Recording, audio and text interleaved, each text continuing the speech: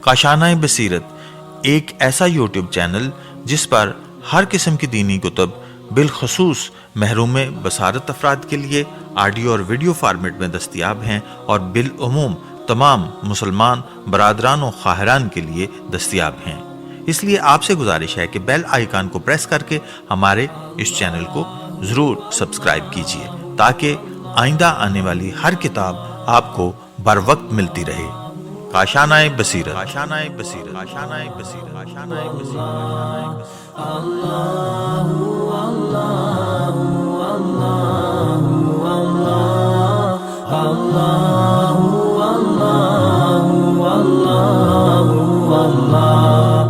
بسم اللہ الرحمن الرحیم۔ السلام علیکم۔ یہ کتاب آپ کے لیے کاشانۂ بصیرت کے یوٹیوب چینل کی جانب سے ریکارڈ کی جا رہی ہے۔ کتاب کا نام ہے غدیر۔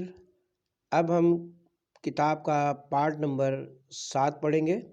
صفحہ نمبر 103، واقعہ غدیر۔ ہجرت کے 10ویں سال رسول خدا نے حج کا قصد فرمایا اور لوگوں میں اس کا اعلان کرا دیا۔ یہ سن کر بہت سے لوگ مدینے آ گئے تاکہ حضرت کے ساتھ اس حج سے سرفراز ہوں، جسے حجۃ الاسلام۔ حاشیہ نمبر 1۔ ہمارا جوش گمان یقین کے برابر ہے کہ حجۃ الوداع کو حجۃ البلاغ اس لیے کہا جاتا ہے کہ اس موقع پر آئے مبلغ کا نزول ہوا، نیز حج تمام و کمال اس لیے کہا جاتا ہے کہ اس میں الیوم اکملت لکم دینکم کی آیت نازل ہوئی۔ حج بلاغ، حج کمال اور حج تمام کہا جاتا ہے۔ ہجرت کے بعد رسول نے صرف یہی حج فرمایا، اس کے بعد کوئی حج نہ فرمایا۔ حضرت صلی اللہ علیہ وسلم نے حج کی غرض سے غسل کر کے روغن استعمال کیا اور پا پیادہ مدینے سے مکے کی طرف روانہ ہو گئے۔ آپ سہاری قسم کے 2 کپڑوں ازار و قمیص میں ملبوس تھے۔ سنیچر کا دن تھا اور ماہ ذقت کی 5 یا 6 راتیں باقی رہ گئی تھیں۔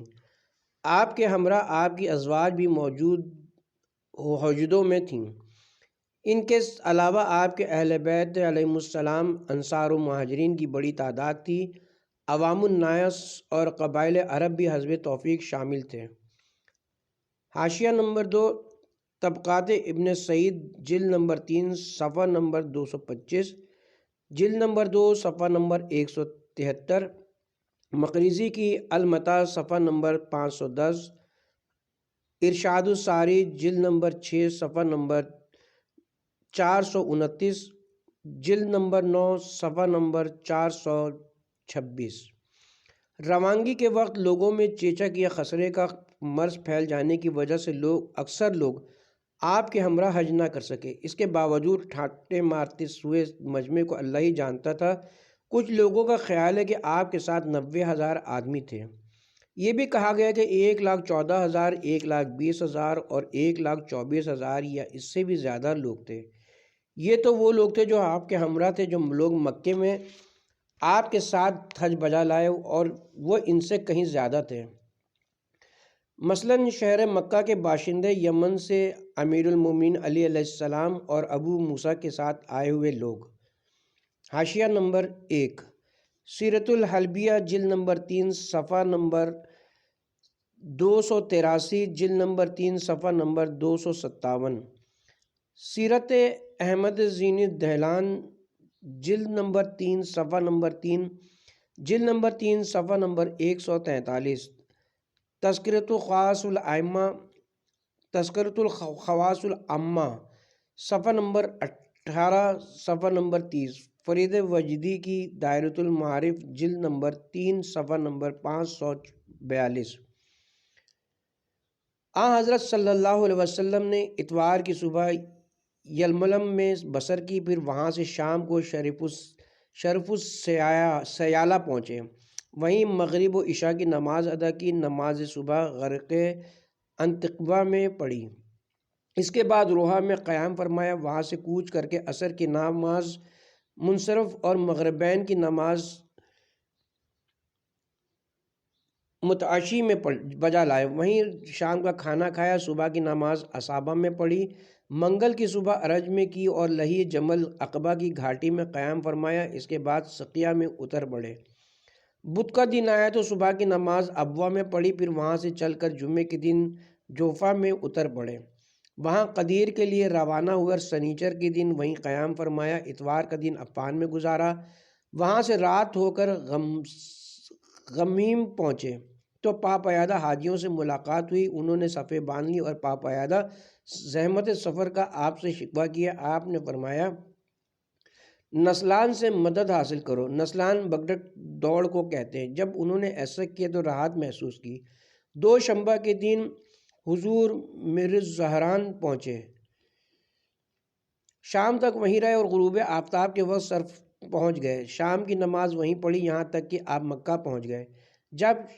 جب آپ شنیتین کے مقام پر پہنچے تو رات کو ان دونوں کے درمیان قیام فرمایا۔ اس طرح آپ نے منگل کے دن مکے میں ورود فرمایا۔ حاشیہ نمبر 2، المتاع المقریضی، صفحہ نمبر 517 اور 513۔ مناسک حج پورے کر کے مدینے کی طرف واپس ہوئے۔ آپ کے ہمراہ تمام متذکرہ افراد تھے۔ آپ مقام جوفا واقع غدیر خم پہنچ گئے۔ اس مقام پر مدینہ، عراق اور مصر کے راستے پھوٹتے ہیں۔ وہ جمعرات کا دن اور ذی الحجہ کی 18 تاریخ تھی۔ یہیں پہ جبرائیل امین پروردگار عالم کی طرف سے یہ آیت لیے ہوئے نازل ہوئے، یا ایھا الرسول بلغ ما انزل الیک من ربک، اے رسول آپ پہنچا دیجئے جو حکم آپ کے پروردگار کی جانب کی طرف سے نازل ہو چکا ہے۔ اور جبرائیل نے آپ کو حکم خداوندی سے باخبر کیا۔ حضرت علی علیہ السلام کو لوگوں کے لیے نشان ہدایت قرار دیں اور ولایت علی کی بات تمام لوگوں تک پہنچا دیں، اور یہ کہ تمام لوگوں پر آپ کی اطاعت فرض ہے۔ اس وقت قافلے کا اگلا دستہ مقام جوفا کے قریب پہنچ چکا تھا۔ حضرت نے حکم دیا کہ آگے بڑھ جانے والے پلٹیں اور جو پیچھے رہ گئے ان کا انتظار کیا جائے۔ آپ نے 5 درختوں کی بڑی ٹہنیوں کے سائے میں بیٹھنے سے لوگوں کو منع فرمایا، یہاں تک کہ سب لوگ اپنی اپنی جگہوں پر اطمینان سے بیٹھ گئے۔ پھر ان درختوں کے نیچے جھاڑو دی گئی اور نماز ظہر کا اعلان ہوا۔ حضرت صلی اللہ علیہ وسلم نے ان درختوں کے سائے میں تشریف لے گئے اور لوگوں کو نماز پڑھائی۔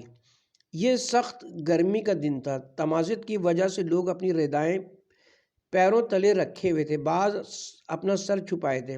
حضرت کو دھوپ سے بچانے کے لیے درخت سمرا پر کپڑا باندھ دیا گیا۔ نماز سے فارغ ہو کر لوگوں کے وسط برا اور دوسرے راویوں کے مطابق میں پالان شتر۔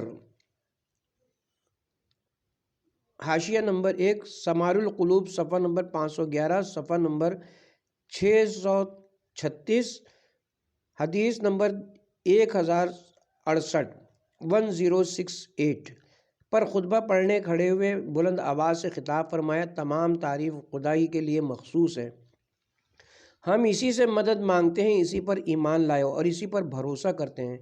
ہم اپنی نفسانی شرارتوں اور برے اعمال سے خدا کی پناہ طلب کرتے ہیں، وہ خدا جو گمراہ کی ہدایت نہیں کرتا اور ہدایت پسند کو گمراہ نہیں کرتا۔ میں گواہی دیتا ہوں کہ معبود برحق کے سوا کوئی خدا نہیں اور محمد صلی اللہ علیہ وسلم اس کا بندہ اور رسول ہے۔ اما بعد، اے لوگوں، مجھے پروردگار لطیف و خبیر نے خبر دی کہ ہر نبی کی عمر اس کے پیشرو سے نصف ہوتی ہے۔ مجھے جلدی بلا لیا جائے گا اور میں لبیک کروں گا۔ مجھ سے اور تم سے سوال کیا جائے گا، تم کیا جواب دو گے؟ لوگوں نے کہا، ہم کہیں گے کہ آپ نے پیغام خداوندی پہنچا دیا اور نصیحت و تبلیغ رسالت میں جد و جہد کی، خدا آپ کو جزائے خیر دے۔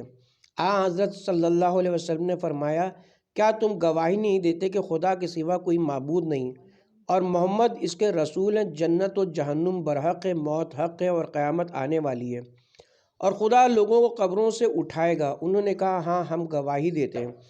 آپ نے فرمایا، خدایا تو گواہ رہنا۔ پھر حضرت صلی اللہ علیہ وسلم نے خطاب فرمایا، لوگوں کیا تم سنتے نہیں ہو؟ سب نے کہا، ہم سن رہے ہیں۔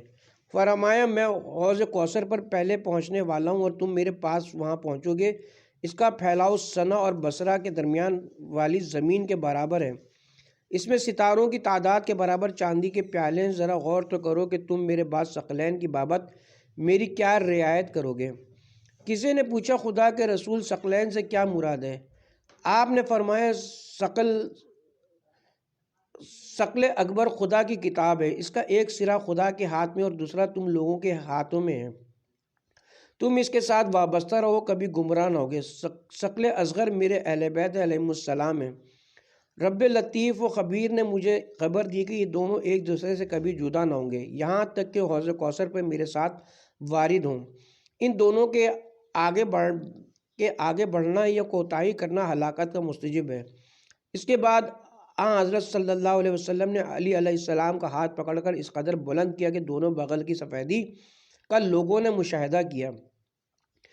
فرمایا لوگوں مومنین کے نفسوں پر ان سے زیادہ کس کا حق ہے؟ سب نے کہا خدا اور رسول بہتر جانتے ہیں۔ فرمایا بے شک اللہ میرا مولا ہے اور میں مومنین کا مولا ہوں، میں ان کے نفسوں پر ان سے زیادہ با اختیار ہوں، بس جس کا میں مولا ہوں اس کے یہ علی مولا ہیں۔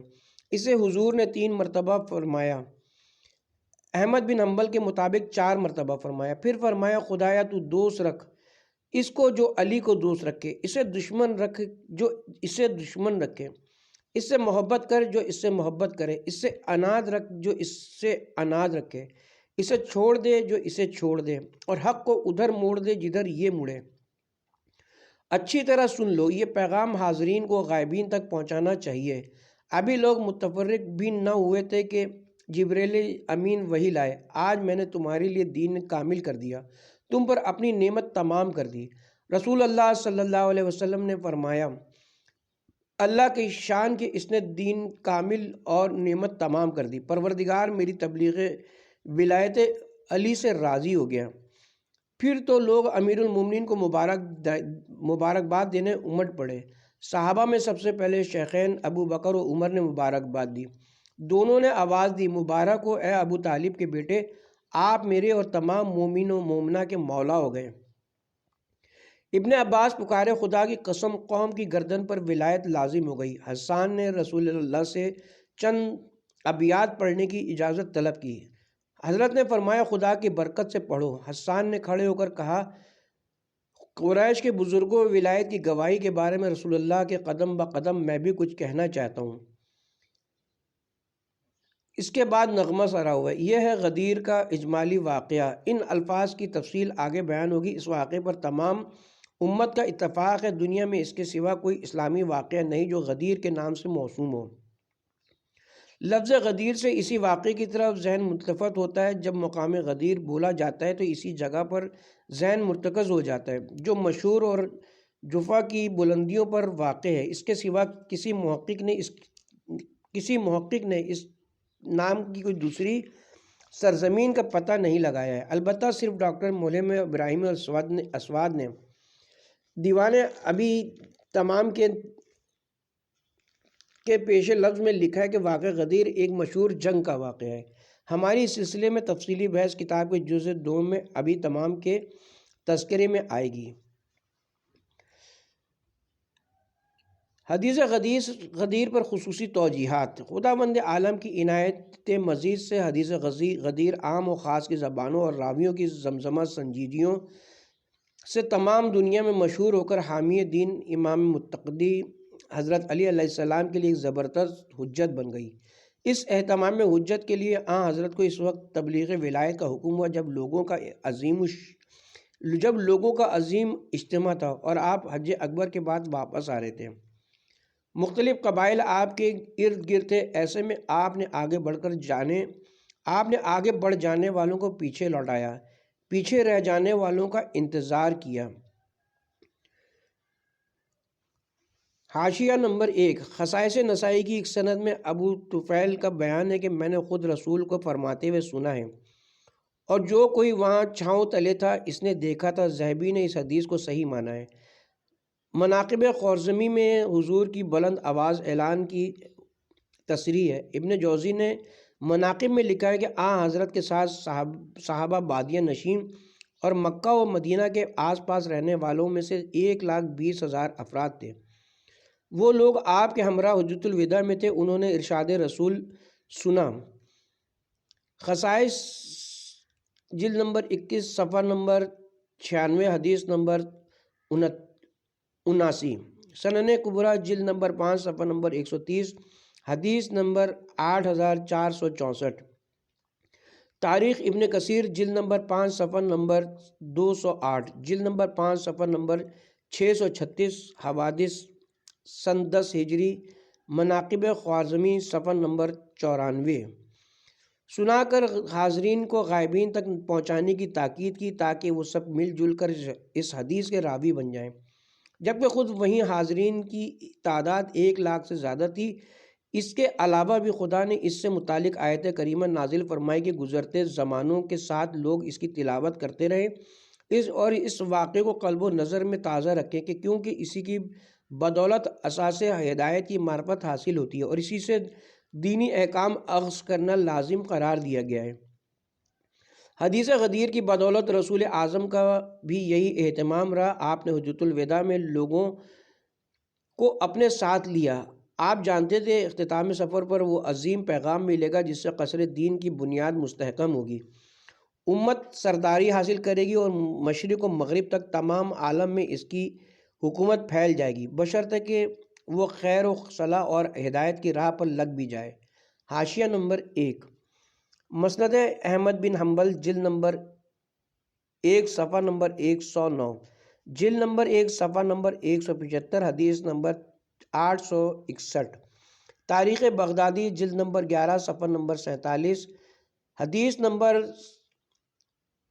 5728، حلیۃ الاولیاء جلد نمبر 1 صفحہ نمبر 64، کنز الاعمال جلد نمبر 6 صفحہ نمبر 160، جلد نمبر 11 صفحہ نمبر 630، حدیث نمبر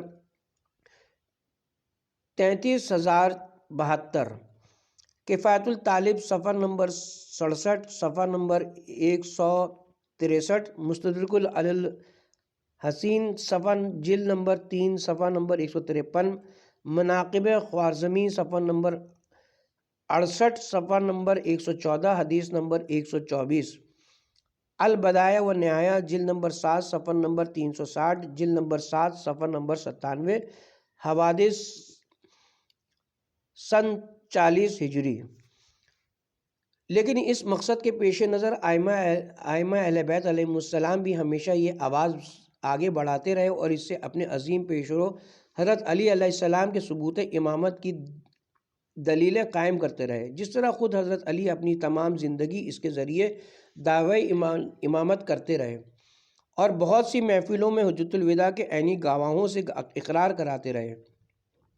یہ سب کچھ محض اس لیے تھا کہ زمانے کی گردش کا اثر اس واقعے کو کہنا نہ کر دے۔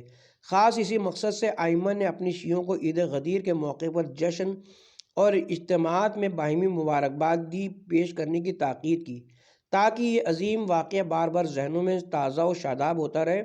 تفصیل آگے آئے گی۔ شیعہ امامیہ کا بروز عید غدیر مرقد اطہر امام امیر المومنین نجف اشرف میں پرشکوہ اجتماع ہوتا ہے۔ اس میں مختلف قبائلی گروہ زیارت کرنے آتے ہیں۔ اس یادگاری دن میں وہ اپنے ائمہ سے معصور زیارتوں میں ایسے کلمات دہراتے ہیں جن میں ائمہ کی تعداد اور روایت غدیر کی تفصیل درج ہے۔ زیارت کرنے والوں کا ٹھاٹھے مارتا ہوا سمندر ان کلمات کو بلند کیے شکر خداوندی بجا لاتا ہے کہ اسے نعمت ولایت ملی، سیدھے راستے کی ہدایت ملی۔ اسی طرح گویا ہر ایک اپنے کو اس فضیلت کا راوی سمجھ کر استواری و مقصد پر ایمان کا اظہار کرتا ہے۔ جو لوگ اس دن مرقد اطہر پر حاضر نہیں ہو سکتے وہ اپنے دور افتادہ شہروں میں ہی یہ مراسم کرتے ہیں۔ روز غدیر کی بہت سے اعمال وارد ہیں جیسے نماز، روزہ، معصور دعائیں، ان میں بھی حدیث غدیر کی گونج ہوتی ہے۔ ان وظائف کو شیعہ طبقہ دنیا کے بڑے بڑے شہروں، قصبوں اور دیہاتوں میں پابندی سے بجا لاتا ہے۔ یہ طبقہ عالم اسلام کا تہائی یا نصف ہے۔ یہ سبھی حدیث غدیر کے راوی ہیں، اس کی حقانیت کے آگے سر تسلیم خم کیے ہوئے ہیں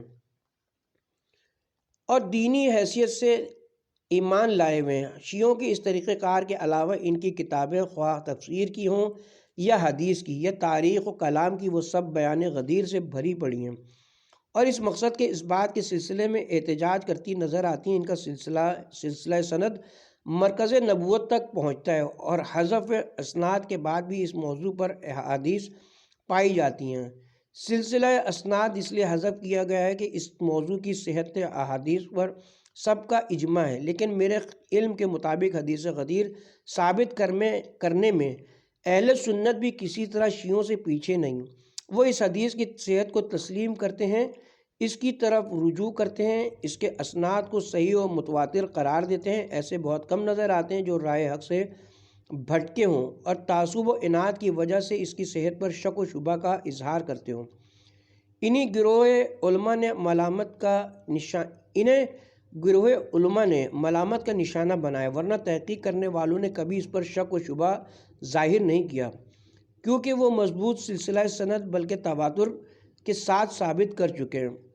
حاشیہ نمبر 1، احمد بن حنبل نے 40، ابن جریر طبری نے 70، جزری مقری نے 80، ابن عقدہ نے 105، ابو سعید سجستانی نے 120، ابو بکر جعبی نے 125، اور ہدایل العقول صفحہ نمبر 30 کے بقول امیر محمد یمنی نے 105 طریقے سے اس کی روایت کی ہے اور اسے صحابہ و تابعین تک پہنچایا ہے۔ ان کی تفصیل حروف تہجی کے اعتبار سے پیش کی جا رہی ہے، جو کہ اگلے پارٹ میں ہوگی انشاءاللہ۔